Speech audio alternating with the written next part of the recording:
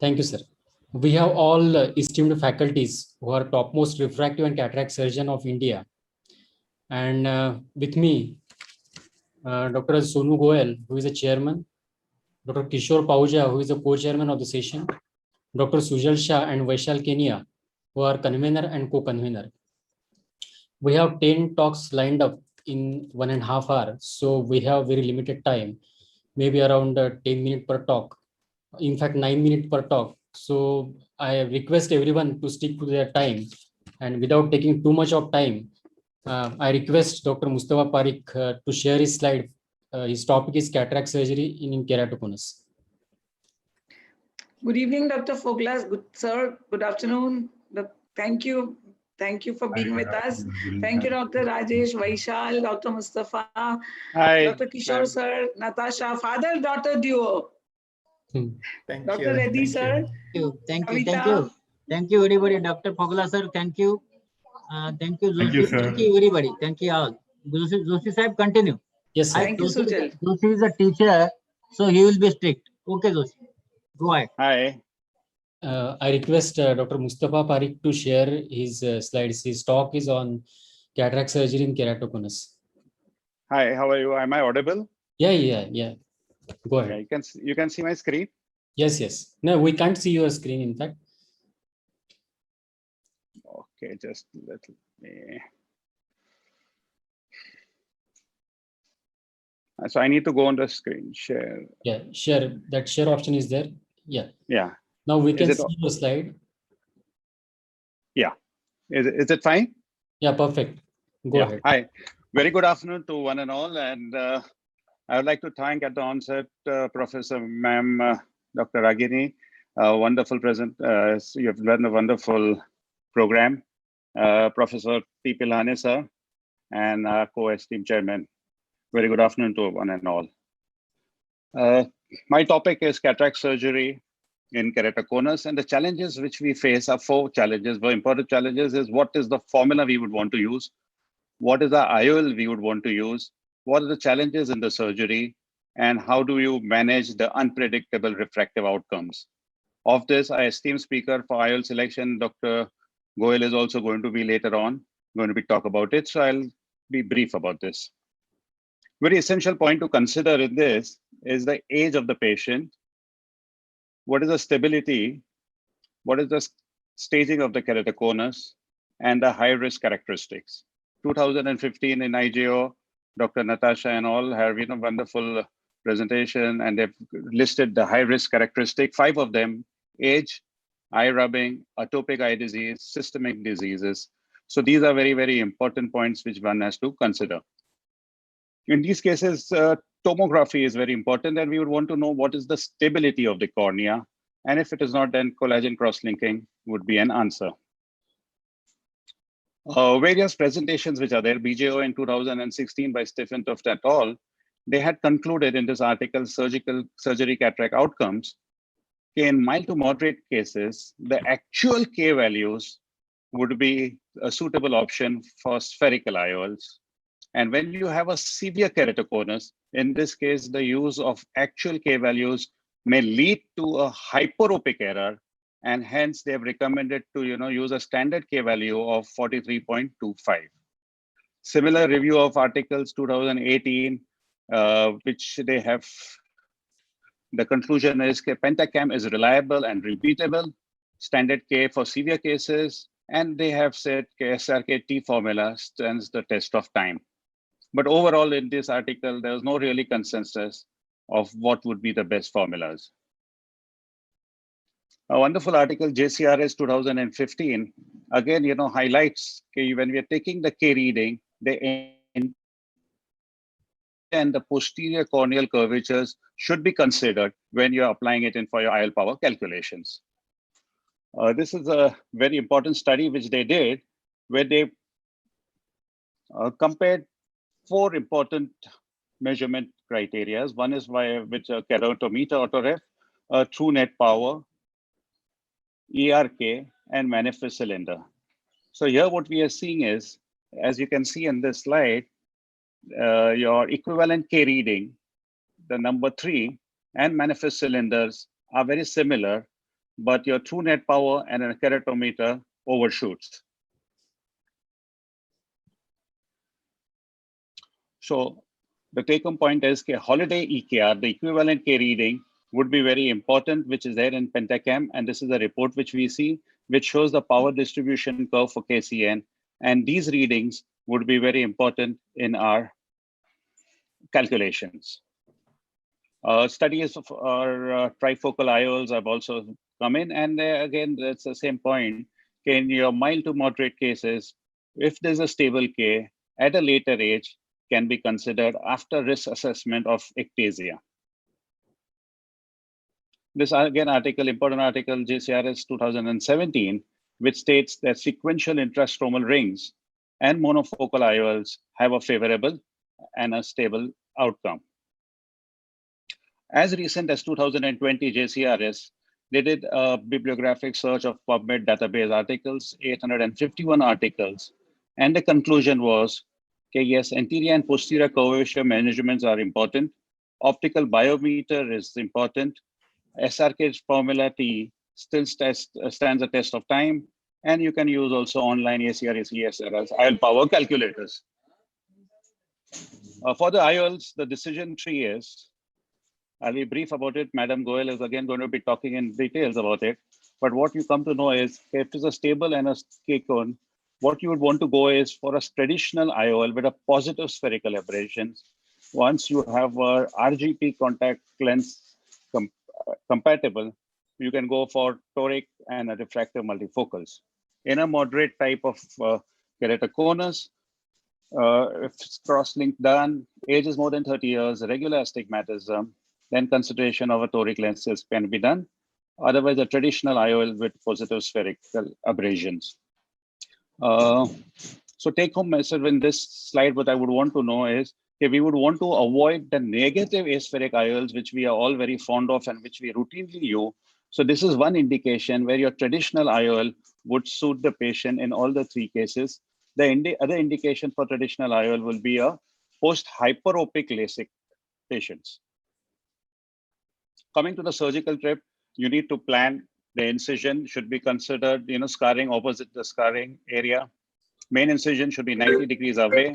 C for the areas of thinning. C for the capsule thinning is recommended.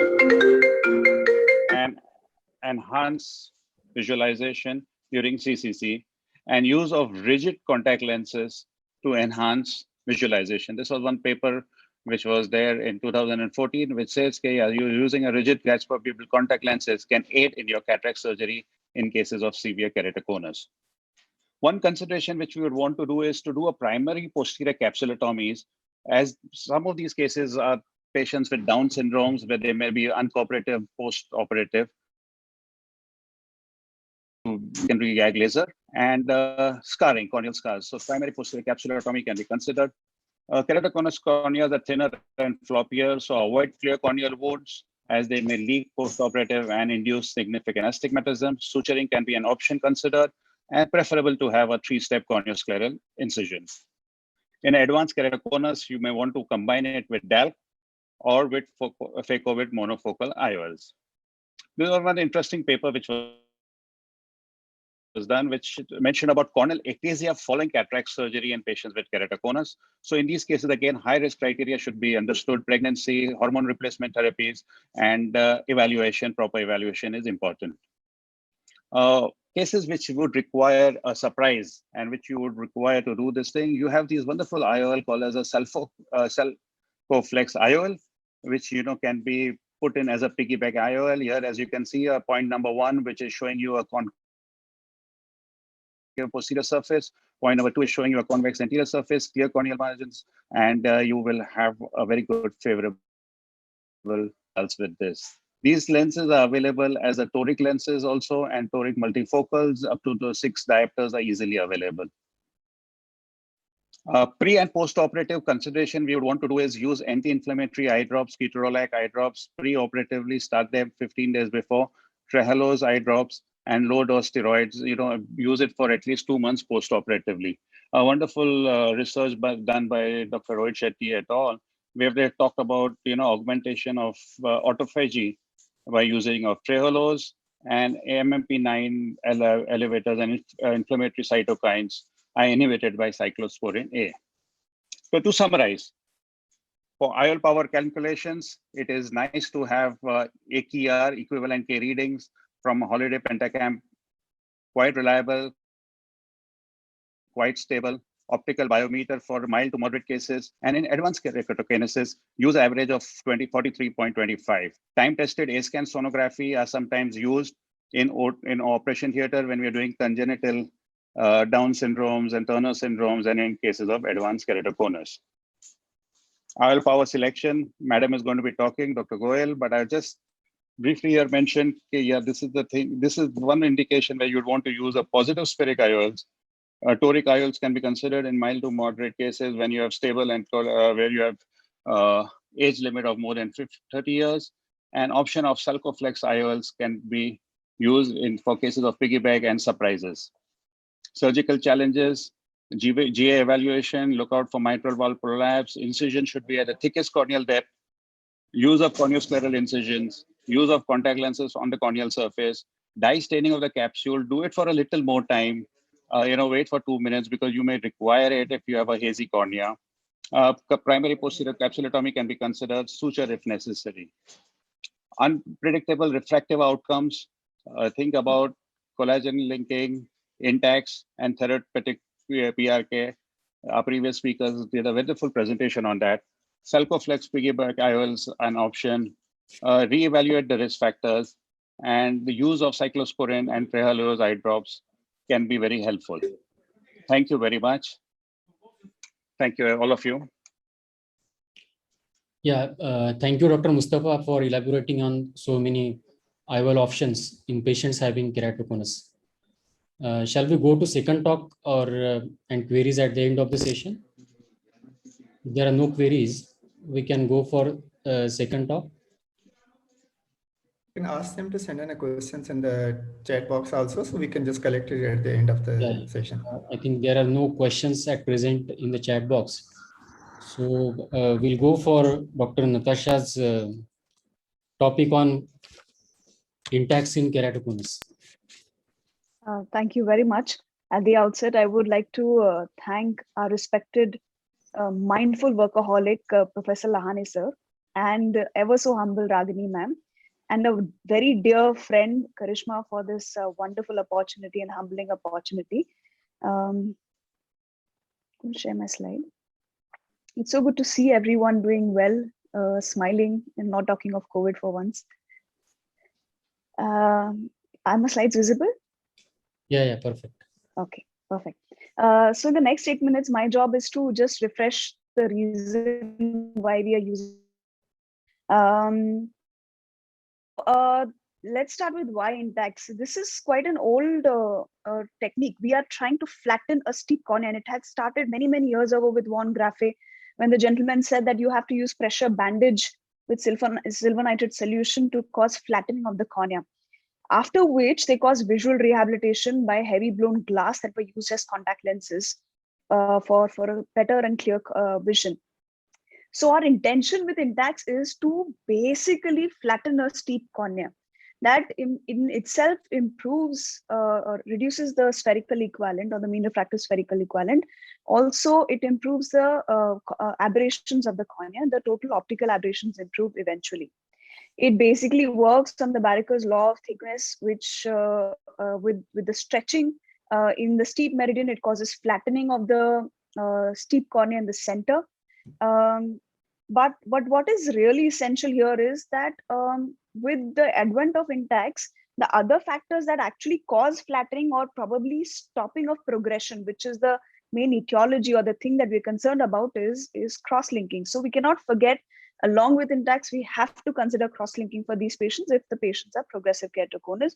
But of course, Intacs is indicated specifically for keratoconus, which was originally introduced for correcting myopia up to 3 diopters. So in order to cause flattening, let's just see how do we do, when do we consider Intacs, how do we do it, and what is the stepwise algorithm? The basic one when to correct is there is a simple algorithm that has been published in IGO by Nara Nitral group. which basically says if a patient has got high risk for progression, depending on if the patient is young in age or has eye rubbing or has atopic eye disease, other factors like pregnancy, these factors, or if there is a frequent change in glasses, you would want to classify them if the patient is going to progress or it is going to remain stable, or you would want to observe this patient. So in that case, what you essentially do is look at the demographics.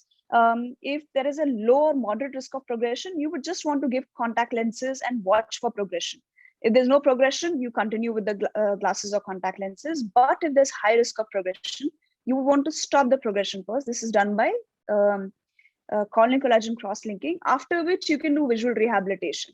But if there is progression and the patient is contact lens tolerant, you can just do away with corneal collagen cross-linking and go back to visual rehabilitation. But if the patient is intolerant to contact lenses, this is where our intervention comes in. If the corneal thickness is more than 450, that means there's adequate corneal thickness, you wouldn't want to do an ablative, laser ablative procedure. But if it is less than 450, that is the time you would want to cause flattening of the cornea with intracorneal ring segments. And in this particular case, we'll be talking of Intacs. So the most important factor that we need to understand in Intacs is we need to have central clear corneas. It can be used for keratoconus, pellucid marginal degeneration, and works wonders in post-LASIK ectasia. Intacs predominantly comes in two variants, that is the regular rings and the SK rings. SK rings are basically steep keratometric rings, and they have an optical zone that they cover. Let's come to how, the main aspect of it. This is just very simple 6 steps that we need to follow. Take a topography, take the refraction of the patient, and sit down with these 6 things. The step 1 is looking at the location of the cone. Now, how do we look at the location of the cone? Whenever we have a topography, we first look at the back elevation. We also see the most elevated point on the back also corresponds to the most steepest point on the axial or the sagittal curvature.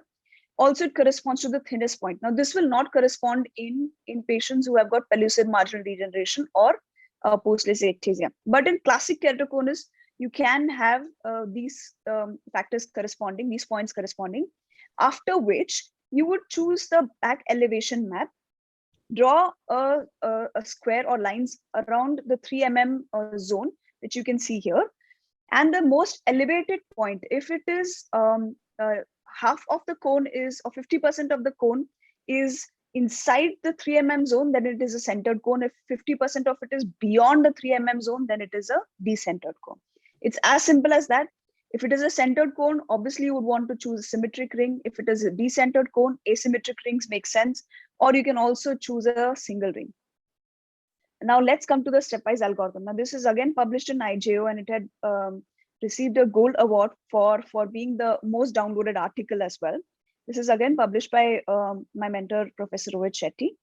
So now once we have decided if it's a centered or a decentered cone, step 2 is looking at the superior inferior asymmetry. It's very simple. From 0 and 180, just draw a horizontal line. Look at 3 points above 0 and 180 and 3 points below and 0 and 180. And if the difference is more than 15 diopters, that means there's significant superior inferior asymmetry. You would want to balance it somehow. So in that case, you would want to put a single ring. But if the difference is not more than 15 diopters, you can go ahead with putting a asymmetric ring. Now coming to, after which we are going to come to what is the mean keratometry of the patient that we are considering. Again, it's a very simple step.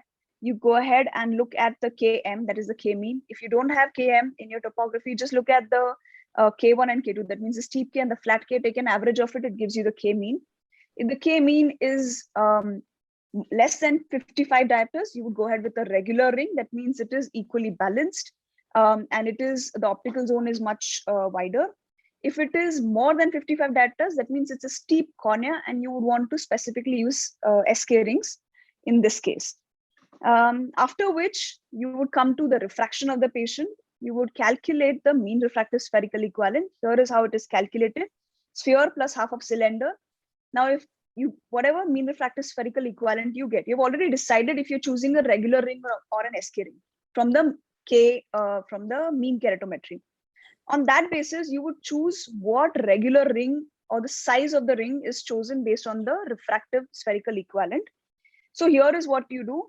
If it is less than 3 diopters, you would use a smaller ring, if it is more than that, then you would use a thicker ring, which is about 0.45 millimeter. Now, in this case, the next thing that we consider is the first 4 steps basically help us decide the ring, only the ring. The next 2 steps are actually the steps that help us decide where do we place those rings. Now, as we already know, depending on which variant we have selected, a regular or an SK ring, you would want to mark the 6 mm zone. And in the 6 mm zone, simply because we're placing the ring in the 6 mm zone or the 7 mm zone.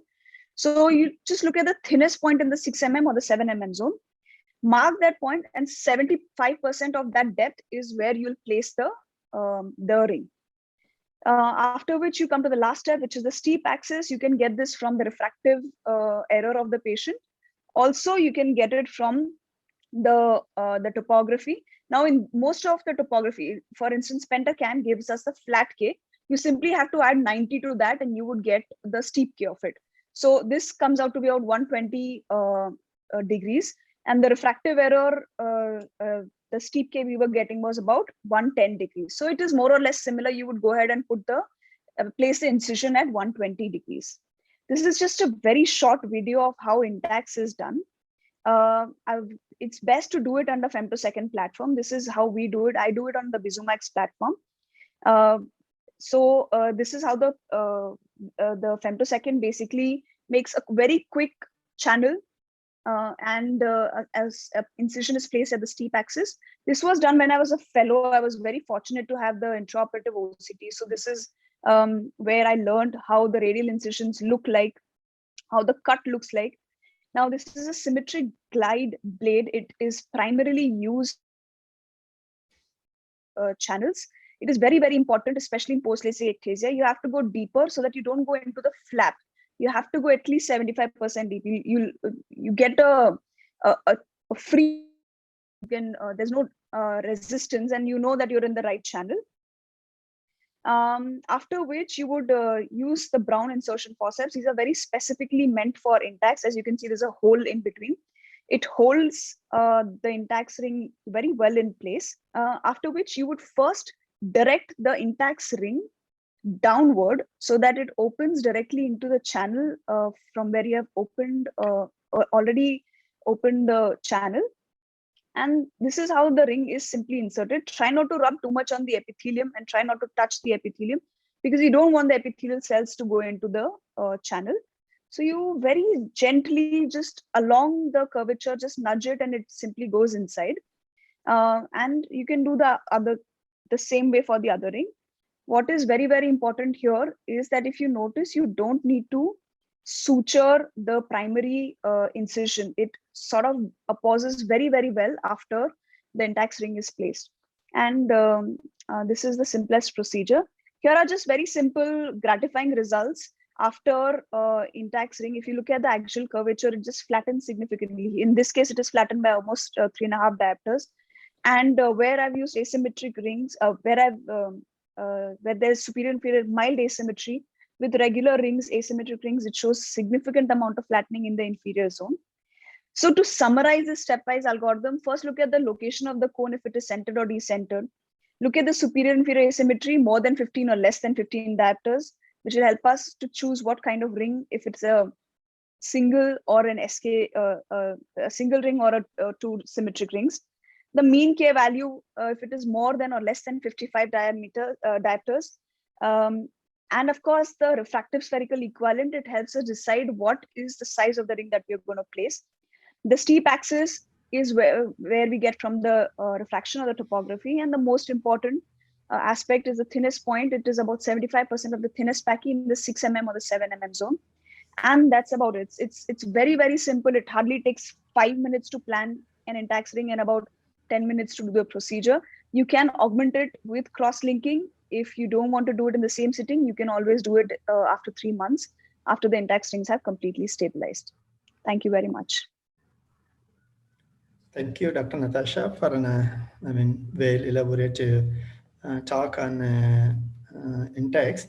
Now I invite Dr. Kavita to talk on algorithm for an management of an corneal ectasia. We're given an algorithm for an keratoconus and the in-text, but she'll just give us an algorithm for management of an keratoconus. We welcome Dr. Kavita Rao. Thank you so much, sir. I'll be talking about the algorithm of management of keratoconus. A lot of things have already been covered by Natasha, which is wonderful for me. Are my slides clean, sir? Yeah.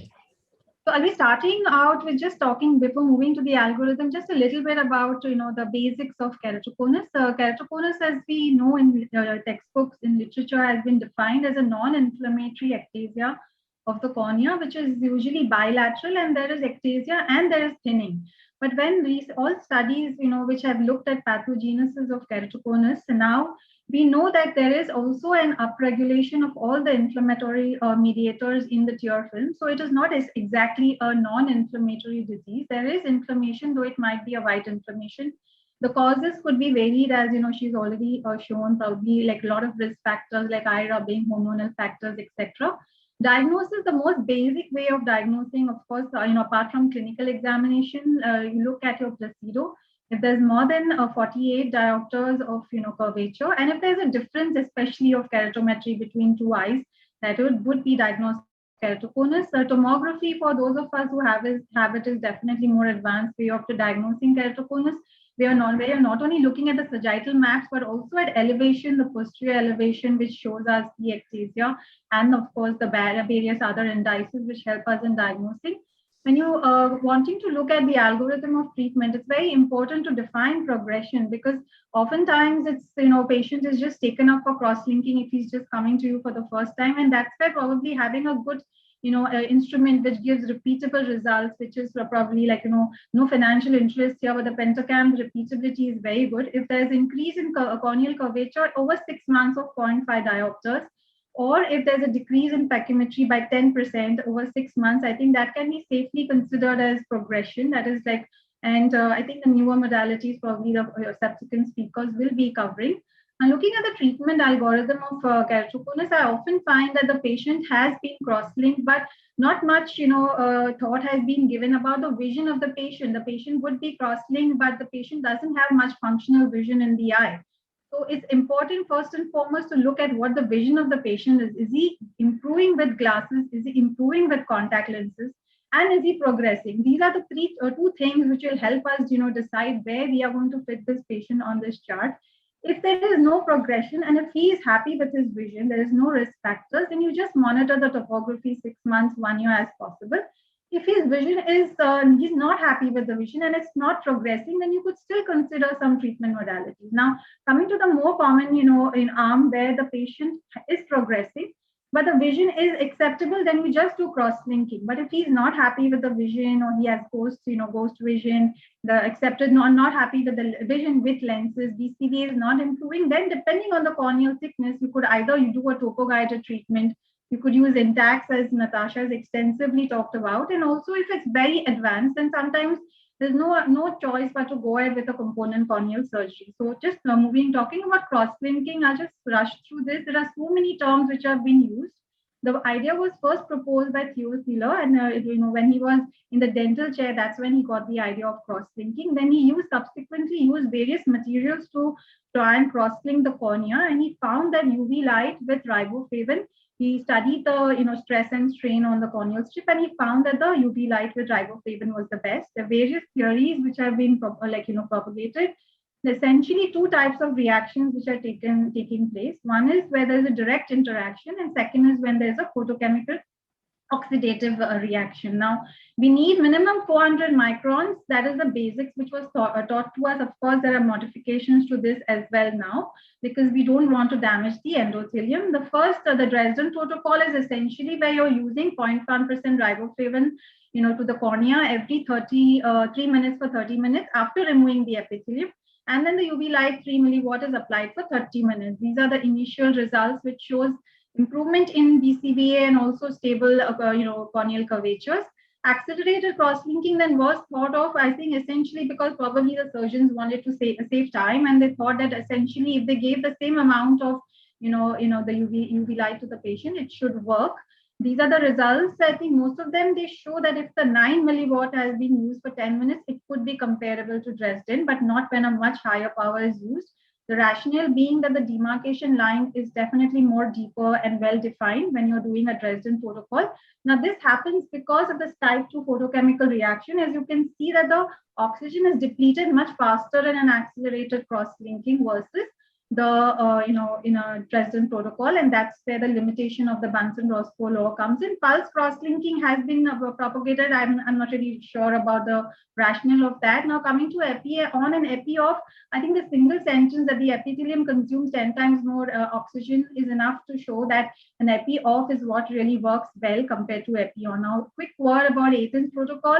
I think the subsequent speaker is talking more about this, where you are doing a topo-guided treatment. Along with that, depending on the corneal thickness, you could also correct a little bit of the refractive correction and cross-link at the same time. And Creton's protocol is where you're just removing the epithelium using laser. There's no topo-guided treatment happening here. You're just doing essentially a PTK with the cross-linking, but doing the PTK itself helps in regularizing the corneal surface. So looking at our results, this is a retrospective study. Of course, initially when I was just doing only cross-linking, there were just the Dresden protocol, and later when I started doing laser corrective along with cross-linking, these are the initial results with just cross-linking. In fact, if you see for the first 3 months initially, in fact, I almost, used to be afraid when I used to do cross-linking about a decade back, because for the first 3 months, I used to see worsening, probably, because of the inflammation or whatever the reason. And then there used to be a dip, and the patient's keratometry used to then stabilize. And if you see the around 2 years, it goes down by around 1.5 to 2 diopters. This was at 6 years post the cross-linking, the corneal curvature is down by around 2 diopters. Whereas post TPRK, of course, as expected, the corneal curvature is going down immediately, and then it kind of plateaus over the next 2 years. This is just a quick, go through towards of the pictures. That this is at 6 months post TPRK with cross-linking. This is at 11 months, and this is at 2 years, where there's around a 3 diopters reduction. The important thing is that the vision improves, in these patients. Not only the corneal curvature, but 85% patients show improvement in vision. So cross-linking, I would end with saying that I still feel that Dresden protocol is reliable. Accelerated 9 milliwatt may be comparable. There are newer algorithms which have come up for ultra-thin corneas, where just the time of, depending on what your corneal thickness is, you just use 3 milliwatt, but you may modify the amount of time that you may cross-link the cornea. I think that is too detailed to cover in this this talk. Now, moving on to looking at the next modality, which is Intacs. Natasha covered this extensively, so I'm just going to run through that. So she's already talked about this. What is important is looking at the corneal curvature, and most importantly, seeing if your cone is centered or if it is decentered. Again, I will skip through this because she has covered this. So if it is a central cone, then this is a case where I've used double asymmetric rings, and patient is a young boy, actually. I've done bilateral, Intacs in him, and he's really doing well. And this is the post-LASIK ectasia patient, where it was a decentered cone, and I have done just a single inferior ring. And again, this was a SK ring which was used, and she's doing really well as well. Now, moving on to the second arm, where if you're not, a patient comes with very advanced keratoconus, the cornea is really thin, if it's say 300, 250 microns, there's a scarring in the cornea post hydrops. And sometimes, cases like this, and it could be bilateral, when we're can't really use any modality to visually rehabilitate this patient. We have to go ahead with DALC. I don't know if I have time to show the video. So should I show the video or move forward? Yeah, you can share. Okay, so this is just a quick video for showing DALC. This is advanced case. This is a child with post hydrops and bilateral. So it just we had to rehabilitate him, and this was not possible with doing any. And cornea was around I think 150, 200, really thin cornea. So here I'm doing layer by layer dissection. It's very difficult to get a big bubble in this kind of cases. And you could you do a groove and peel, or you could just peel off your cornea. And this is the patient at I think day 7, and this is later is doing well. Component corneal transplant. Just wanted to talk a bit about this, where Bowman's layer has been proposed by Meles, where he is doing it in cases where the two seem to be cross-linked, and this has been he's got extensive experience with this, where actually takes out the Bowman's, the acellular structure from the donor cornea, and this is then inserted into the this is me doing the surgery in the wet lab. It's quite difficult. It's not as easy as Meles shows it. You need to be very, very patient to peel off that Bowman's, and then this Bowman's is then stained and then can be inserted into the stroma. This is still, I do not have too much experience, but I thought this is a good technique to share. There is, I think, Dr. Fogla, who is also the speaker, he also does stromal, intrastromal transplantation. Maybe he can talk to us about that a little bit. So this is another technique which can be used. So just to conclude, I feel that when you have a keratoconus patient, please look at the patient as a whole, have a holistic approach. You look at not only your corneal, whether the patient is progressing, look at the age, look at what his vision is, try and rehabilitate him in terms of vision. Treat all the other factors like allergy, whatever you may have in the eye, and have a complete holistic approach towards the patient. Thank you very much.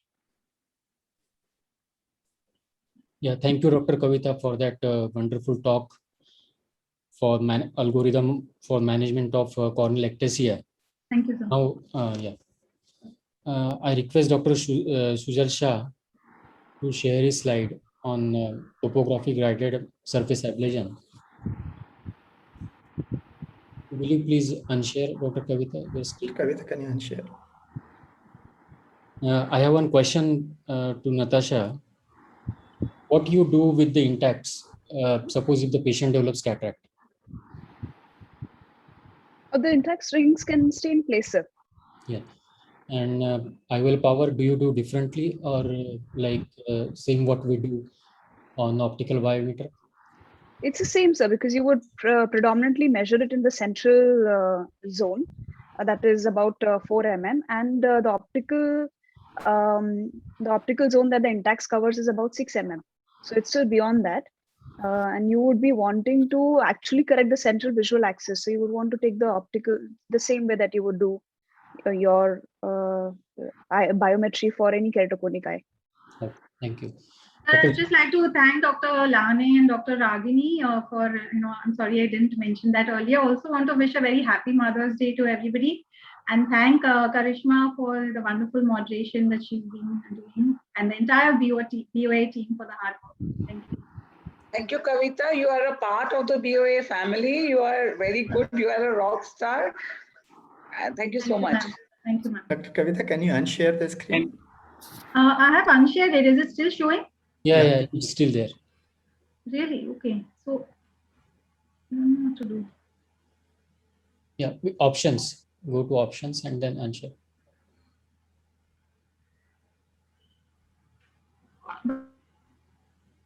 Is it better? Is it stopped now, sir? Thank you. So sorry about that. Yeah.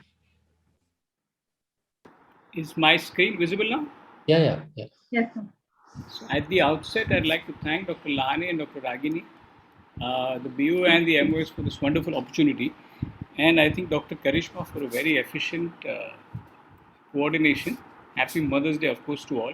So I'm going to talk quickly about topography guided ablations and the gratifying results with this. I'm going to give you a quick overview of some short cases, some of LASIK complications, and then several cases about keratoconus. So I have personally used the Schwind and the Zeiss platforms for this. I find the planning for this quite simple. I haven't used the Alcon Contura, but the older Alcon TCAT, but I actually found that to be quite complicated.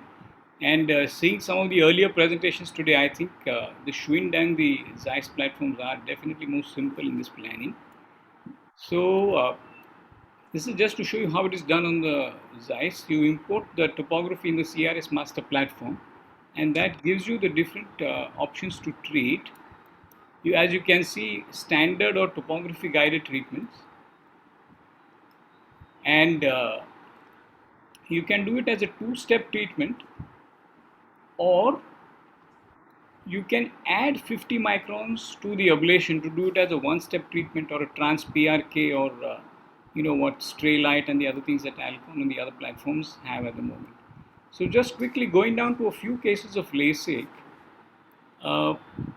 This was a decentered ablation in a young male, mid-30s, high myope. It was infranasally decentered. You can see his vision uncorrected is 6/6, but he has halos at night, as you can obviously see from his topography. So we did a topography guided LASIK to enlarge the optical zone, or actually to center the optical zone, and post-operatively his refraction remains largely unchanged, but he has complete resolution of his photopic symptoms and he can drive at night. This is another example of, this is one of my patients, so high myope, very anxious and kept moving during the treatment. We had to stop the treatment many times, ended up with an irregular ablation. We waited a few days. He had mixed astigmatism post-operatively, but was best corrected up to 6/6. He did have halos and blur, and we waited about, I think, 2 months before we did the second procedure, and we were able to regularize the optical zone completely with, of course, resolution of his vision and his photopic vision symptoms. This again was a young myope, -12. So he had LASIK, maybe a phakic IOL would have been a better option, but he had a very small optical zone. So though he could see, he had halos at night. And with the topography, these are all done on the Zeiss platform. So we were able to enlarge the zone, minimizing his symptoms. As you can see, his pupil is still large, so his halos haven't gone completely, but they have reduced. This was an interesting case. This is a hyperopic astigmatism post-PRK, post-RK, who has an apparently small optical zone which is also decentered. So with a topography guided LASIK, we were able to center the optical zone, enlarge the zone, and correct the hyperopic refractive error. She's about 6'9" now, uncorrected, and she's been following up for many years. We recently did her daughter's LASIK. This is not a keratoconus, but this is just asymmetric bow tie pattern, and look at the power of the corneal. I think as people have been advocating the contour approach even for primary treatments, I think it's basically not only contour but any topography guided approach. So in this asymmetric astigmatism, using topography guided LASIK and getting a better regular cornea post-op, his uncorrected vision has improved to 6/5, 4.5 actually. Now coming to some cases of keratoconus. This boy had come to us for a LASIK evaluation. He's about 18. He clearly has keratoconus in one eye. The other eye was thicker cornea and about spherical myopia. And we did a topography guided trans PRK, classic Dresden protocol, 9 milliwatts with 10 minutes. And you can see it's a fairly symmetric cornea post-op. His uncorrected vision has improved to 6/6 and he's stable at 4 years. This is another case of a moderate keratoconus, in the mid-30s. And the right eye, which is the earlier cone, with a topography guided PRK followed by cross-linking, we were able to get uncorrected 6/6 vision. In the left eye, which is a more advanced cone, he ended up 6/12, was best corrected 6/6 at about 3 months follow-up. This is another another example of a moderate keratoconus. Again, a male in his mid-30s, pure cylinder, very thin cornea. We did a topography guided ablation with cross-linking, and for some reason he developed haze with scarring, which is persisting after even a couple of years. So there is mild haze now in the center. His vision remains 6/9, but he's happy with it and he doesn't want to wear a contact lens. This is another example of keratoconus, again a moderate keratoconus, fairly moderate degree of cylinder there. And with this combined approach, we were able to get uncorrected vision of 6/9 in both eyes. As you can see, the cornea has obviously become a lot more regular, but he ended up with a hyperopic shift. So he is best corrected 6/6, but about spherical 1.5 plus 1.5 in both eyes. This is another example where we could not regularize the topography completely, but the symmetry has improved. And it was a 5 diopter cylinder. His west corrected vision was 618, the uncorrected was 6/30. So following the combined procedure, his uncorrected vision is 6/12, and he is now correctable at least to 6/6 with mixed astigmatism. So I think as you will see, many of these, for those of you who've been doing this, many of these people are really very happy because their vision, quality of vision has been fairly poor pre-op. This is a difference map of a young female, 22, who underwent cross-linking and the topography guided PRK at the same time. Her uncorrected vision improved to 6/9 about a month post-op, and after that she's been lost to follow-up. As you can see, her vertical coma was very high pre-op, and so also the horizontal coma. She didn't have much of spherical aberration. Post-op, there is significant reduction in the vertical and the horizontal coma, but the spherical aberration has increased at 1 month. You can see from the point spread function that the quality of vision has improved, and she is a very happy patient. But after a month, I haven't seen her yet, so I don't know what the subsequent follow-up has been. This is just an image simulation of the same point spread function or the Zernike map. Here you can see from the E chart that the distortion has gone. It's more like a defocus, which is why with correction she comes to 6/6. So I think I'd just like to summarize quickly by saying that in LASIK, complications can occur, and ablation complications will cause visual symptoms. Topography guided LASIK will help you to improve the corneal regularity, therefore improving the quality of vision and the visual symptoms. It will of course improve the uncorrected vision, if not that, at least the best corrected vision. You can do a PRK or a LASIK approach depending on the pachymetry available, and you can also do a refractive neutral ablation, as I showed you 2 cases. And the planning doesn't have to be as complicated as some of the other platforms. For keratoconus, it improves the corneal symmetry and the quality of vision, the quality of uncorrected vision, the quality of spectacle corrected vision, to the point that some of them may not need a scleral contact lens. They might be able to get away with a soft contact lens. Of course, the results are better and more predictable refractive-wise in the early cones, and you can combine this with the cross-linking for stability. You can sometimes get a refractive surprise and haze in some of these patients. Thank you all for a very patient listening. Thank you, Dr. Sujal, for a wonderful talk. And with each cases you have elaborated that, I think you aim as a 20 happy patient. Thank you, Dr. Sujal. I invite Dr. Vishal Kinya, my very old friend, to give us a talk on an ectasia screening. And we were talking about biomechanics for since last almost about 12 years when we started on biomechanics. Welcome, Dr. Vishal.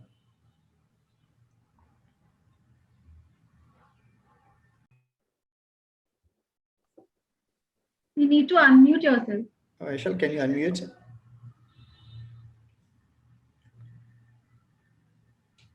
Dr. Vishal, unmute yourself. Yeah. Can you hear me now? Yeah, sure. Yeah.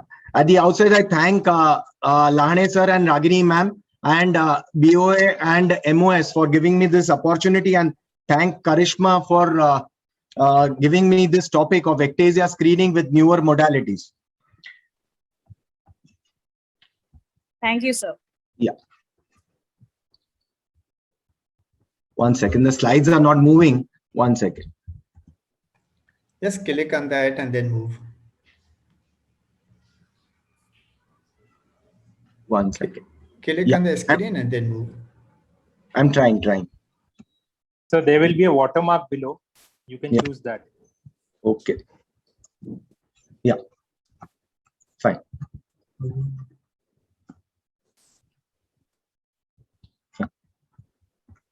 So identifying at the risk corneas to avoid ectasia is very important.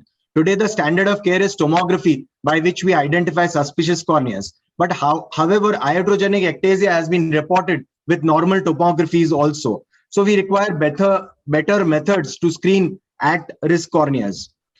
So all this time we were thinking about preoperative susceptible corneas, but we have never put much thought on severe biomechanical impact from surgeries, meaning because of surgical impact, meaning thick LASIK flaps, lower residual stromal bed on high PTAs. Even this can cause ectasias in normal corneas. At-risk corneas or suspicious corneas or keratoconus suspicious corneas require a multi-corneal imaging modality to identify these at-risk corneas. So a multimodal approach would be a better approach than just a single modality. In 2008, it was Randleman who gave this landmark paper of ectasia risk scoring system. And this has been one of the main scoring ectasia risk evaluating system. PTA given by Marconi Santiago has also added value for our planning before refractive surgery. So comparing ERSS versus PTA, definitely PTA was found to be better, but having a limitation of not using the third dimension means it did not account for the zone diameter and the flap diameter. Any cornea may undergo ectasia, even though it may have the same PTA. So if you create a thicker flap, then the same cornea may decompensate because of the thicker flap. So that is very, very important. What surgical impact you have or what refractive procedure impact it has on the cornea has also to be evaluated. Biomechanics always precedes topographic changes. So in order to catch the subtle subclinical keratoconus, we need a better tool. So Corvus ST, it uses a real-time corneal deformation data to analyze corneal biomechanics. Corvus ST gives us a Vinciguerra screening display, an integrated display of the Pentacam and the Corvus together, and the latest version gives you the comparative display of pre and post procedure. You can compare the SSI. So Vinciguerra display, it basically has 4 modalities which have been taken, and as any corneal deformation event, there are 36 parameters, out of which these 5 parameters were chosen for the CBI or the Corvus Biomechanical Index, and this were found to be more better than the other parameters, which did not alter more with the thickness and the IOP. So corneal biomechanical index has a specificity of 98.4 and sensitivity of 100%, and it helps us to distinguish from keratoconic, identify the keratoconic corneas from the normal corneas. And in the latest version, they have the CBI LVC, especially for post LASIK or post refractive surgery ectasias, in one go without doing any comparative evaluation. Over time, you can at one go identify ectasia post refractive surgery. TBI is using the artificial intelligence and the regression analysis. It gives a combined CBI and a bad display analysis, a TBI, and which has a very good sensitivity, almost of 100%, and it is much better in detecting subtle keratoconus or subclinical keratoconus. A biomechanical comparative display, or the SSI, it gives you the value for the material stiffness, and this is independent of IOP as well as the corneal stiffness or thickness, and only with age the SSI increases. So SSI more than 1 is stiffer and less than 1 is softer. A normal value of 1, and this was taken for a 50-year-old cornea. Epithelial mapping is another modality which helps us in identifying suspicious corneas, and this should also be used while screening for refractive surgery. So use of artificial intelligence and pattern recognition, an example of which is TBI. An optimized TBI value of 0.29 and above is considered to be suspicious for corneal refractive surgery. Use of finite element modeling to simulate in vitro biomechanics is the latest advancement.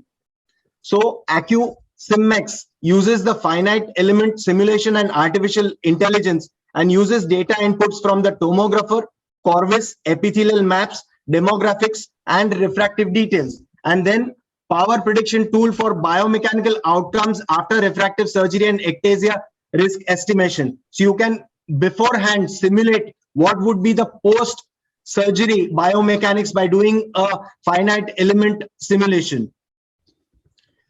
So molecular diagnostics, and this was shown in a paper by Dr. Rohit Shetty and et al., where in a normal cornea, smile was done and they found ectasia post-smile, and the lenticule was the smile lenticule which they had in their repository. They had analyzed the LOX levels and the collagen levels were less.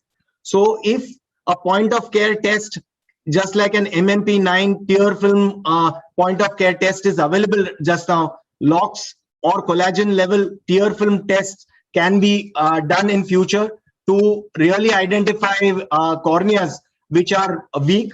So because of low LOX levels, the cross-linking in these corneas is much lesser, so they are weaker. And it is also shown that more the inflammation, less the LOX levels. So we can beforehand treat such corneas and improve their LOX levels also. The another prototype which Narayan Netralaya at the moment has is polarization sensitive OCT. This also helps us to evaluate the corneal collagen fiber strength by retardation maps. So all these modalities in future definitely together would help us better identify weaker cornea. So integrated multimodal corneal imaging and molecular diagnostics is the answer, but not a complete answer. So I would like to share one example of a 24-year-old male seeking refractive surgery with no contributing history. You can see the topography, pachymetry, and the front and the back elevation maps are all normal. The integrated display shows a softer cornea.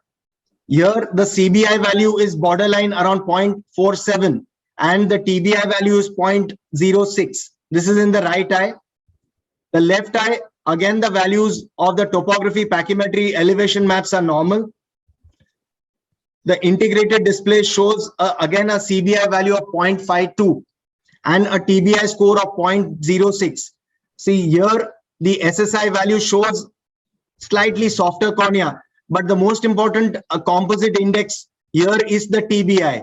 So looking at the TBI score, definitely what I would do is do a surface ablation more than a LASIK procedure in this case. So this is how it would guide me to plan my refractive surgery.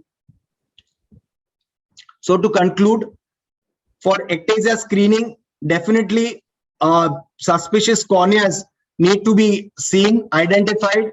Impact from the surgery on these corneal structures also should be kept in mind. And we anticipate fast developments and the integration of simulation analysis and artificial intelligence strategies, which would help us to better identify these subclinical keratoconus and suspicious corneas. Thank you so much.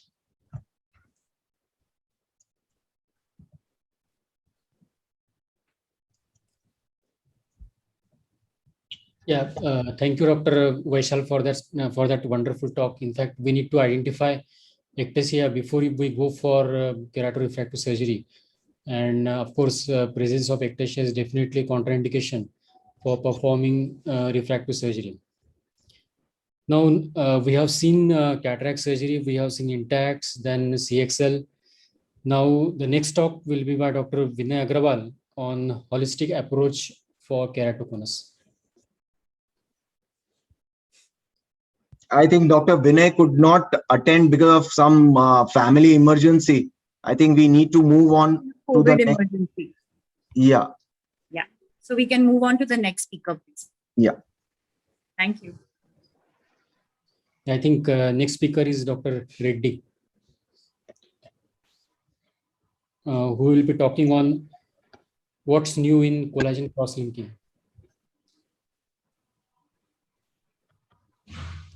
I thank Dr.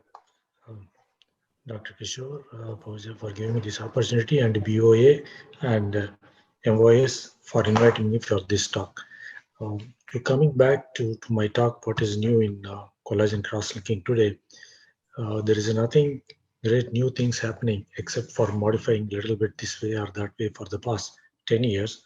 And I have a few points which I would like to stress why we need to modify the cross-linking from the standard Dresden protocol.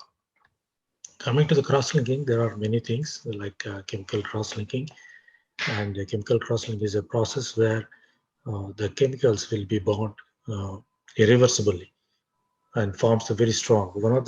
There are many agents commonly used in glutaraldehyde. Glyceraldehyde is also a very good one and less toxic, and we have genipine, and we have many biological cross-linkers.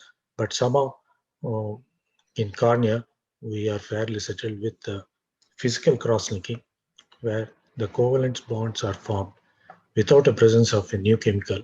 With the existing bonds or chains are formed. So this is initiated by, as all of us know, that by UV light and a photo initiator. And these three gentlemen, they formed the protocols. Somehow the Walensek, Dr. Grigor Walensek disappeared from the scene. We don't know why. And Sporel has formed all the mathematics and protocols, and Dr. Seeler popularized the technique around the world. It's more than 15-20 years now. So they're coming to the Dresden standard protocol, which is commonly followed. We use a riboflavin for 30 minutes for penetration, and the UV light for 3 milliwatt for 30 minutes. And over a period of, this is the Sporel radiation one given by the mathematical calculation by Dr. Sporel. How each corneal thickness can be changed for the power, the amount of irradiation used. But unfortunately, we are not, very few people are following. Now it started picking up, though he has given it more than 10 years back. The plot, which gives how much radiation should be used for each thickness of the cornea, starting from 450 microns to 280 microns. But somehow it missed in the standard distance protocol commonly used, and everybody started using only 5.4 joules as a standard one. Then there is another one, Gaussian curve, which shows that 3 to 7% are likely to fail, and there will be a mass flattening in another 0.5%, and some amount of flattening, aggressive flattening will be there in 10 to 20%, and most of the people will be unstable. My talk today is why we needed newer protocols. For example, this is a patient who had cross-linking done 2007 December, and patient had a very good vision to start with -1 cylinder 6.6, and over a period of time in 2010 he is very happy, unaided he is 6.6, and 2012 now it started, the problem started, the vision started to drop because you can see the flattening. Then with the progress, it didn't stop 2012 December. This is a plot from 2007 to 2016.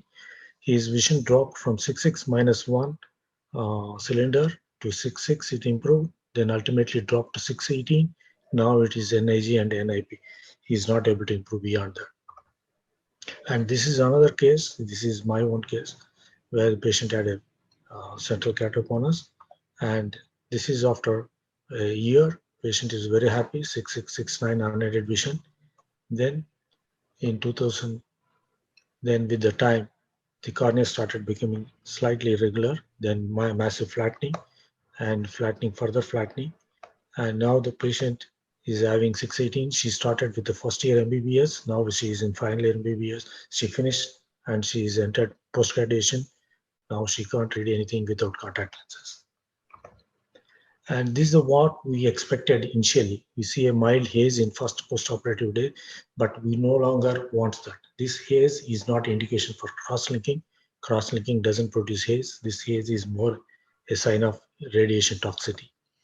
So we do see a visual changes in the cornea, in cross-linked cornea, but theoretically speaking, the cross-linkings cannot be visualized with a naked eye in a slit lamp. And these are the changes which we see. Mostly, I think these are unwanted changes because of radiation effect. And we have different types of corneas, keratoconus, and a keratoconus a little bit asymmetric bow tie. This is a central cone with a more a globus, and this is a totally inferior cone, and this is a further only inferior cone.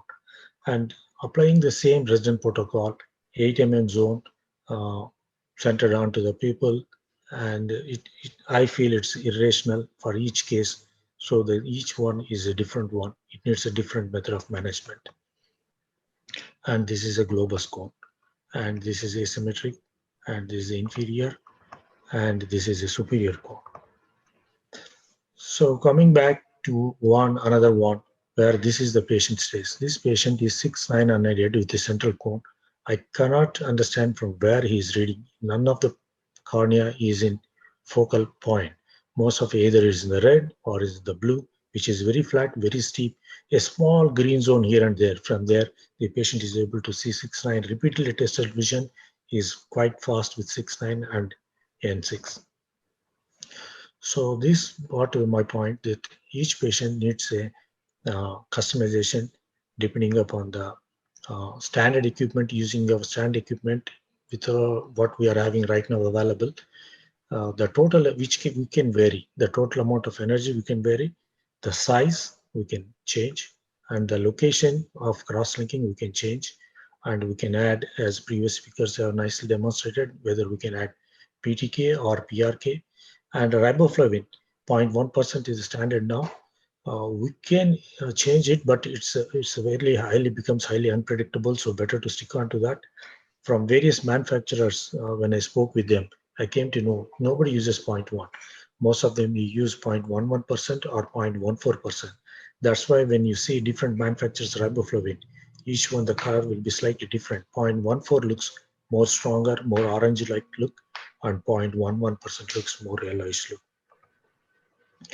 So what you can customize in these cases and change the Dresden protocol. So as we go back to the first slide, the size, shape, and location. Then came the accelerated cross-linking. So in accelerated cross-linking, we can use the same energy but reduce up to 2 minutes or 1.5 minutes. But whereas clinical studies have shown that 2 minutes and 1.5 minutes is not good time of exposure.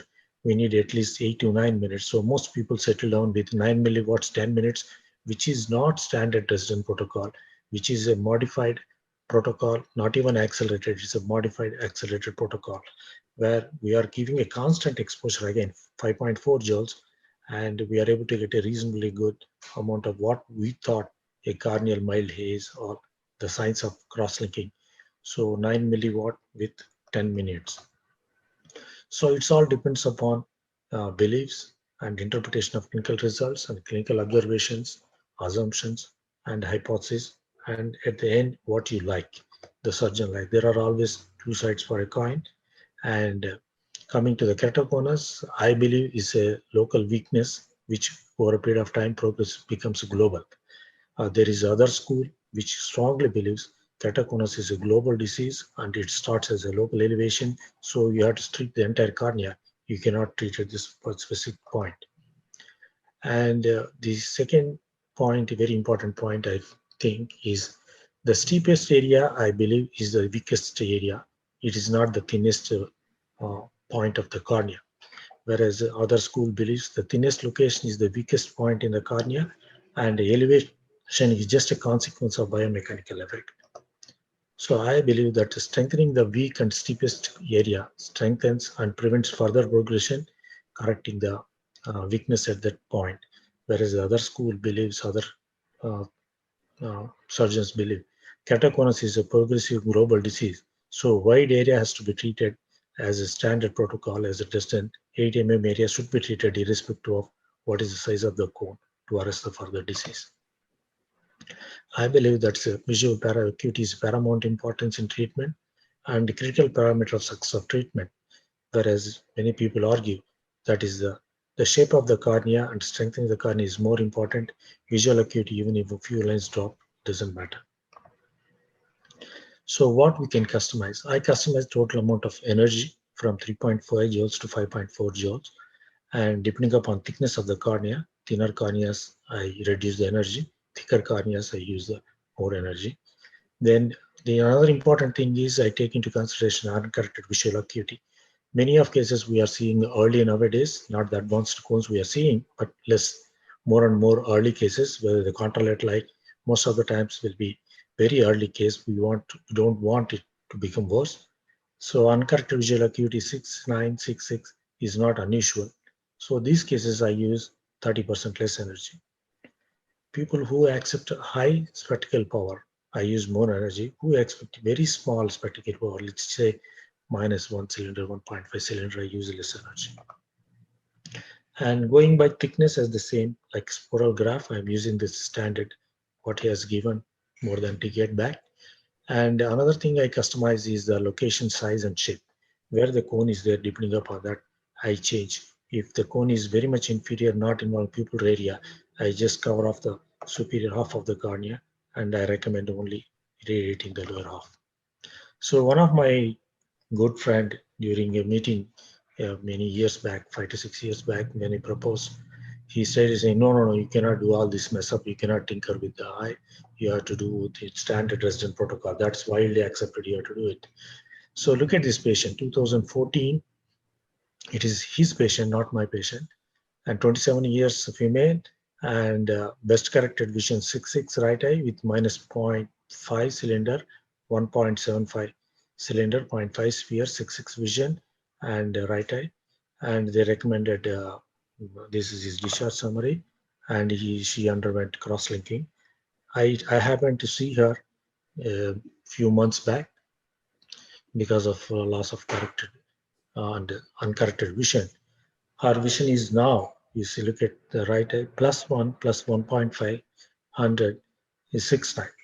So it's not like it's everybody gets it. Then another modality we introduced for this patient is PTK. This is not a PTK onto the pupil. It is a cone apex centered PTK. This again changes. It's not standard for every patient. We change from 55 microns to 75 microns depending upon the cone availability of the tissue at that weakest point. And zone also we change from 5 to 6.5 millimeters depending upon the size of the cone in topography. The concept is epithelium is thinnest for the cone. That's what we found. Usually it is around 38, 35 to 39 microns. And the thinnest cornea is not the steepest cornea. So the thinnest cornea will be somewhere else and the steepest cornea will be somewhere else. That's what we found in most of our topography in keratoconus. And PTK removes tissue in the center of the PTK zone, then in the periphery. And you can limit cross-linking only to the cone area instead of wide like in resident protocol. So for example, this patient with the inferior cone, we do a PTK onto that inferior decentered. So for example, in the left, this one shows the standard PTK, whereas a decentered PTK, what we do is decentered to the pupil like this. These coordinates will be entered into the excimer laser while doing a PTK. And this is a video showing this is the pupil. You can see the PTK going down in the inferior zone, just touching the pupillary border a little bit. And these are the results. It gives very good results. This is a pre-op, this is a post-op, this is a pre-op, post-op.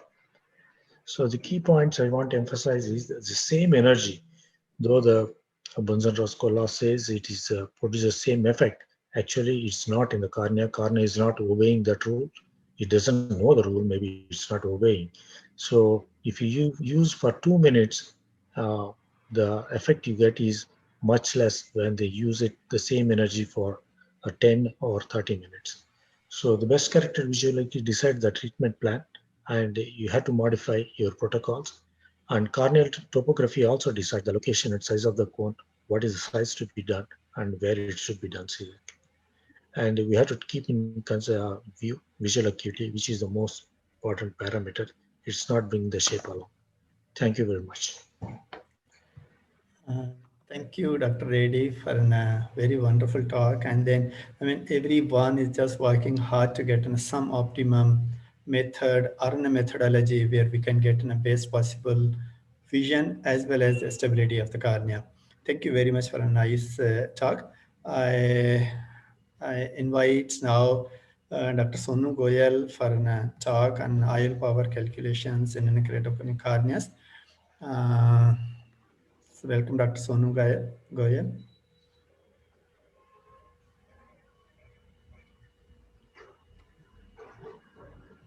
I think we have to go. Yeah, because I don't see him in this. So we have to go to next speaker, I suppose.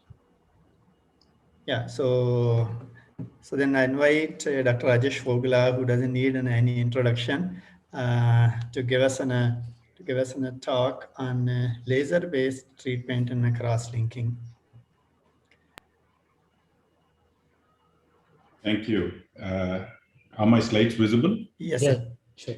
Okay, at the outset, I would like to thank BOS and MOA for inviting me to be part of this interesting session. The topic given is laser procedure for keratoconus.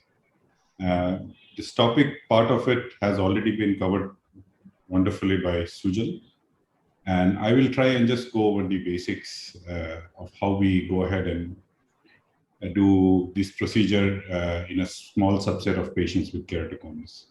We've already heard the previous speakers explain what keratoconus is and how it affects the eye.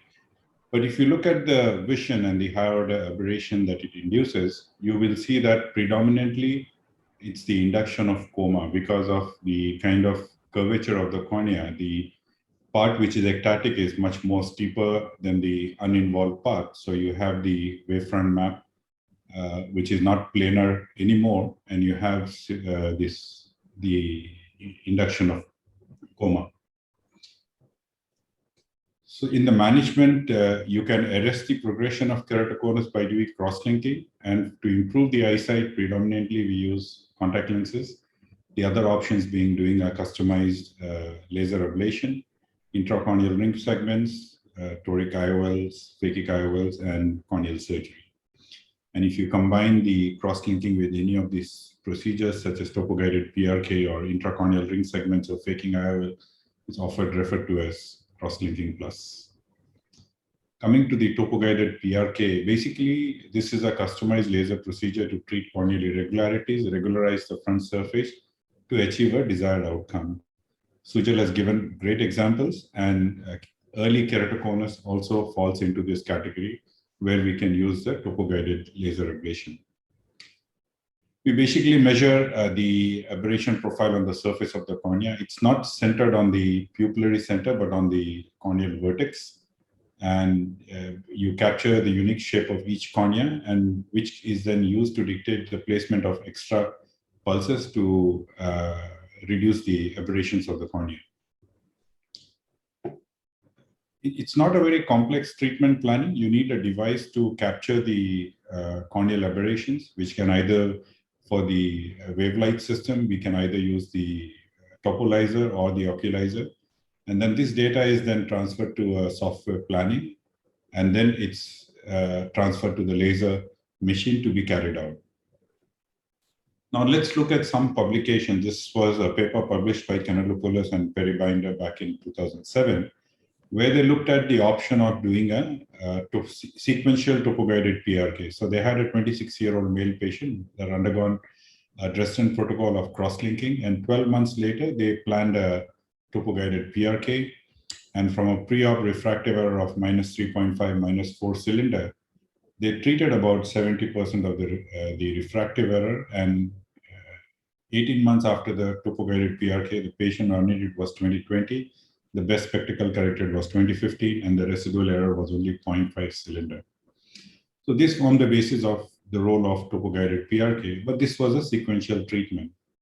Subsequently, in 2009, Kanellopoulos again published a paper using a large series where they did a comparison between a sequential versus same-day simultaneous cross-linking and topo-guided PRK. And the treatment parameter was basically to normalize the cornea by reducing astigmatism. So this was not a refractive correction. They reduced the optical zone to 5.5 millimeter, and the transition zone was only 1.5. So the overall ablation zone was only 7 millimeter. They treated 70% of the cylinder along with any possible sphere depending on the preoperative corneal thickness.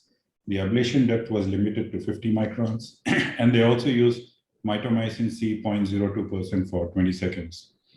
As the Bowman's layer was absent after the topography guided laser treatment, the riboflavin drops was applied only for 10 minutes, gave adequate penetration, and they did a conventional cross-linking protocol for 30 minutes. And they found that the simultaneous topo-guided PRK and cross-linking, it kind of gave similar results, and in certain parameters that were superior to the sequential, especially in the time frame where the sequential treatment required the patient to wait for a long duration of time. In 2016, George Quinones also gave a comparative study looking at the similar simultaneous treatment versus cross-linking alone. And they also, in 30 eyes, they had done a combined treatment versus 30 eyes, they did cross-linking alone.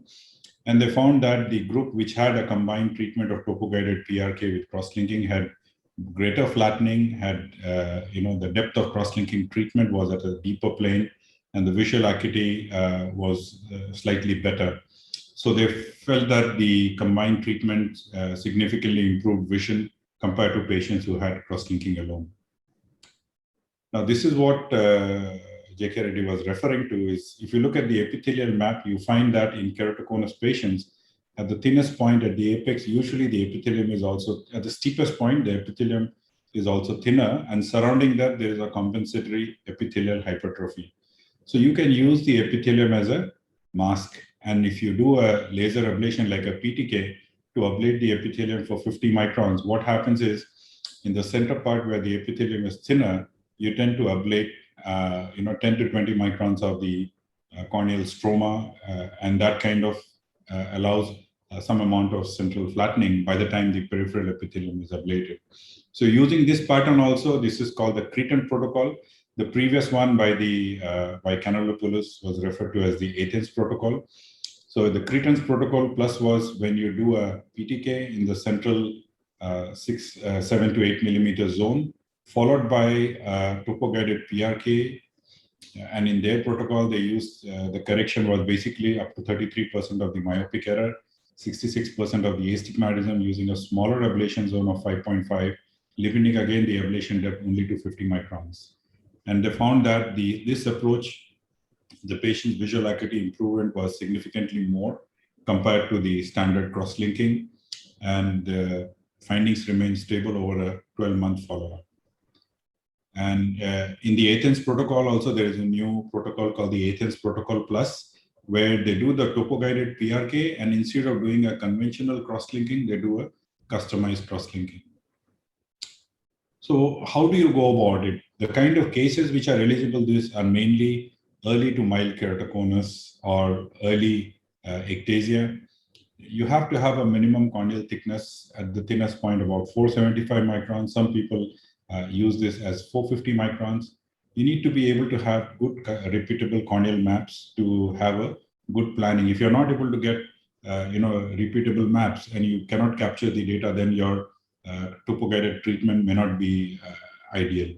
And also the patient needs to have realistic expectations, because this is not a refractive correction. This is not like LASIK or where PRK, where you're trying to give the patient unaided 6/6 vision. This is more to reduce the higher order aberrations.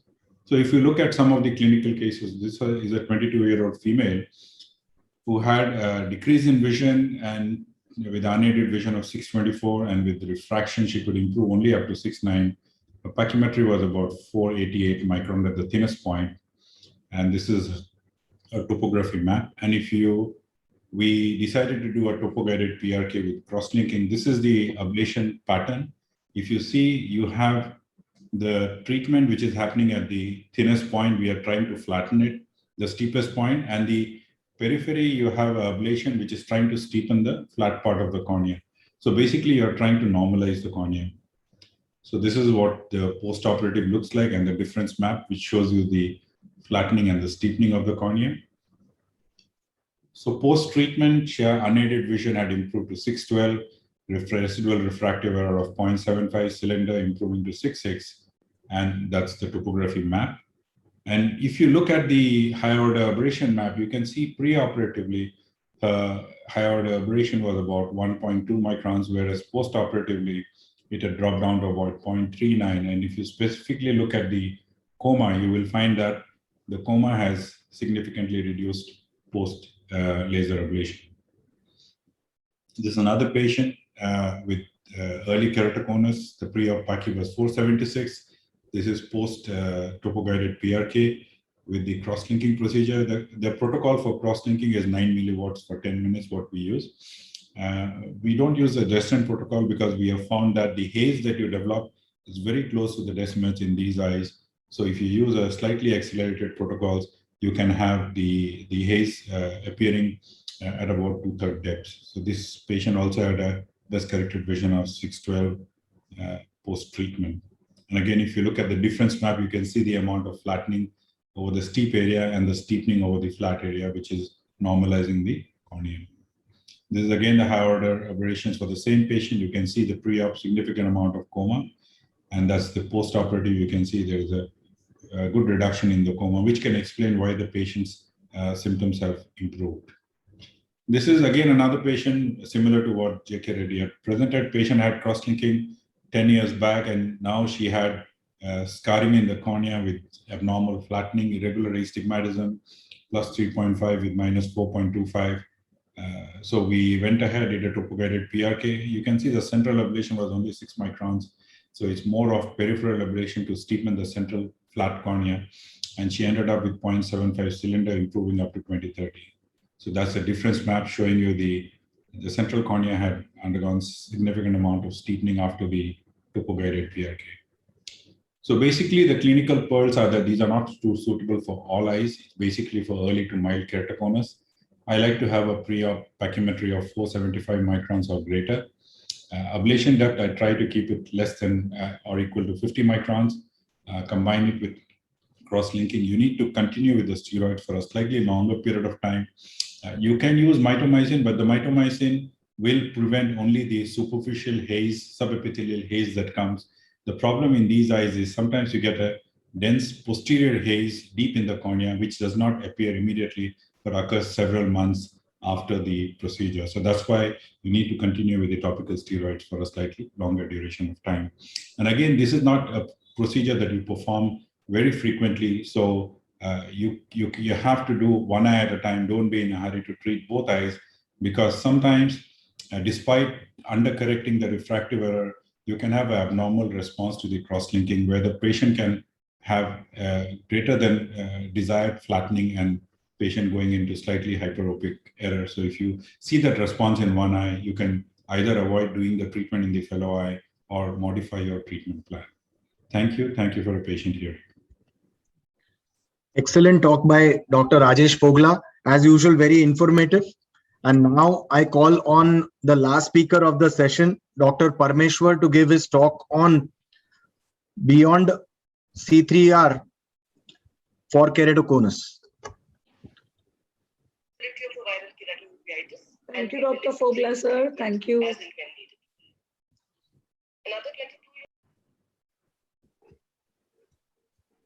Is Dr. Parmeshwar? Yeah, Yeah. Good evening, everyone. First of all, I'd like to thank Dr. Lahane sir, Dr. Ragini madam, BOA and MOS for giving me this opportunity to speak with you all. So after listening to all the great talks and all technical aspects of the keratoconus treatment, I would like to discuss what kind of a treatment, holistic treatment, a keratoconus patient needs to receive. So what we are most bothered about a keratoconus patient is to diagnose the keratoconus, to ascertain whether it is progressive or stationary, whether we should treat it or not. If it has to be treated, whether it is a conservative treatment or a surgical treatment, collagen cross-linking should be done or not, and if surgical, which kind of a surgery has to be done. We are all bothered about this kind of surgeries, and there are a host of treatment we have learned from all our respected speakers about how to go about the treatment of the keratoconus patients. But what is least thought about or bothered about a keratoconus patient is what should we do after cross-linking or a surgical treatment has been done. Does the treatment of the progressive keratoconus finish after a surgical treatment of the collagen cross-link has been done? And do we need to have a more holistic approach rather than focus only on surgical aspect of the treatment? But then what should be considered for a keratoconus patient is what is the long-term stability of the keratoconus, what kind of a psychological assistance we need to give to the patient, what nutritional and vocational assistance has to be given, what kind of a lifestyle modification has to be done to the patient, the genetic assessment and the screening of the family members, the marriage perspectives and the screening of related or associated body disorders has to be done. First point that I would consider is stability of the keratoconus. I'll not go into the details of the detailed technical analysis of how we ascertain that stability of the keratoconus, but what needs to be done is patient has to be counseled about the long-term follow-up that he has to give to us. Frequent topographic analysis has to be done because it has been found that although if a keratoconus patient has been stable for a certain amount of time, in a longer duration, the keratoconus progression can recur. In a recent publication in American Academy of Ophthalmology, it has been found that even after 20 years, a patient showed progression of keratoconus. So a proper counseling of the patient has to be done, and patient should never assume that once the surgical therapy has been done, he should not assume that everything has been done and he need not to follow with us. Psychological assistance is also one of the very important aspects of the treatment, holistic treatment of the keratoconus patients, as it has been found that nearly 37% of the patients have some kind of a psychological disorder, about 14% of the patients have moderate to severe depression, about 21% patients have moderate to severe anxiety disorders, and severer the keratoconus, higher is the chance of having psychological disorders. These psychological disorders causes reduced productivity and reduced partake of the patient in the social activities, and thus the patient become more frustrated, then they don't participate in our treatment, and then their social health goes downhill. So what we can do is like we can have some kind of a depression or anxiety questionnaire in our clinic, and then do a small assessment by asking patient to fill up those questionnaires. And if we find some kind of a psychological problem that patient is having, we should take care of our psychiatric friends and help patients to have a good psyche. Another point very important is that we should give nutritional assistance to the patient. It has been found that keratoconus patients have a lot of nutritional deficiencies. Very important is vitamin D deficiency. Almost 54% of the patients of keratoconus have been found to have lesser vitamin D levels in their body. Also, a patient who is having lesser vitamin D level is found to have 2.9 times increased chances of developing keratoconus as compared to the normal patients. Also, the levels of copper, zinc, and selenium have been found to be lesser in the keratoconus patients, and also vitamin A deficiency has also been found out. So even after we do cross-linking or any surgical therapy for the patient, it is must and necessary that we should regularly monitor deficiencies of these vitamins and minerals, and then think of supplementing the patient. Also, one of the most important factors is vocational assistance. Because keratoconus, the quality of vision of a keratoconus patient is poor as compared to normal people. They have reduced efficiency at work, and also they could be unsuitable for some of the occupations. So a good career counseling has to be done for the keratoconus patient. If a keratoconus patient has already not chosen a career, then a proper career assistance regarding which career he has to choose has to be given. Already, if he has chosen a career, then if he can make a switch of his career, if he is not suitable with his career, then it has to be given assistance. If a patient is not able to switch to a safer career, then the employers of the patient should be taken in confidence, and they have to be sensitized about limitations of the patient, and appropriate changes in the workplace has to be done. What this will do is that this will reduce patients' financial, social, and psychological burden and make them more happier, and their life will be more happy. Also, we have been lately there is a surge in increase in the screen time. So what we need to do is like the screens have to be adjusted, such as the larger and the flat computer screens should be used by the keratoconus patients. The glare has to be reduced. There are keratoconus friendly fonts like Arial font, and the font size should be larger. Patient of keratoconus should use enlargement softwares in their computers, screen readers, or speech softwares. Minimum time has to be spent on the screens. Regular breaks are advised. The light levels ambient light levels should be adjusted to reduce the eye strain, and patient should be asked to avoid dusty environments. Also, because their vision quality is poor, the driving at night and at late hours should be advised to be avoided. In a recent paper published at American Academy of American Journal of Ophthalmology, the quality of life of patients in keratoconus was studied, and they found out that a moderate keratoconus patient has a poor vision quality as poor as age-related macular degeneration of category 4. So we need to counsel patient. We need to give all the vocational and social assistance to the patient so that their life becomes more easier. Another aspect of the treatment, holistic treatment, is the genetic assessment and the screening of the family members. As it has been found out that up to 25% of the patients' family members may be affected with the keratoconus, and there is a 15 to 67 times higher risk of a family member developing keratoconus as compared to those patients who don't have a keratoconus. Most of the familial keratoconuses are autosomal dominant. Although we don't, in India, we don't have any specific non-invasive test which can predict development of keratoconus.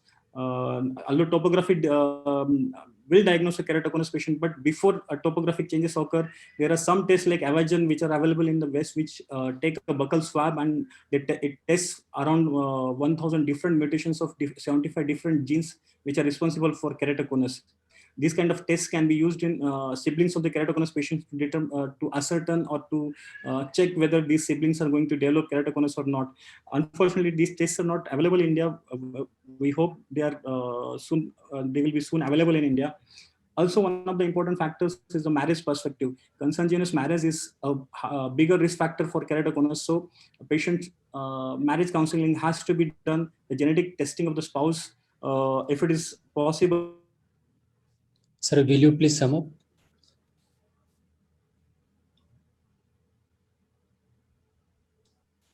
I think Dr. Parameshwar has lost his internet connection.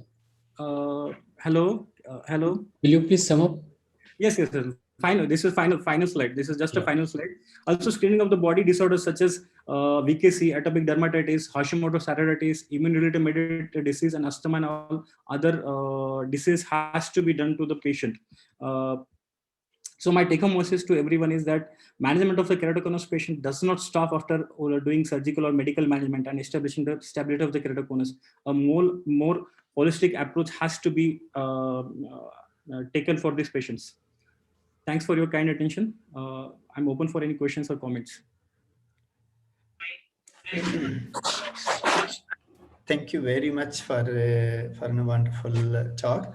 And I thank all the speakers for their wonderful talk. I think we started with the basics of keratoconus from a diagnosis, and then we came to a treatment part of it. And at the end, Dr. Parameshwar also talked about a holistic approach. I thank everyone for being a part of this, and special thanks to Dr. Agni and Professor Dhane and Karishma to give us this opportunity to have a session on keratoconus. Thank you very much. Thank you, Pooja. Thank you all the Rajesh. Thank you, Kalekar. Thank you, everybody. I think it was a wonderful session. I was listening since beginning. And Rajesh, thank you. Rajesh Pogla, thank you very much for your thank you, sir. Thank you for the opportunity for including me. The Rasmin Gandhi Reddy, then the Mustafa started, then the Vaisal, everybody. Thank Kavita, the Natasha, everybody. Swapnesh, thank you very much. Thank you very much, sir. Thank you, ma'am. And all the best, Thank you sir. so All much, the best sir. for Thank you, this ma'am. coming elections.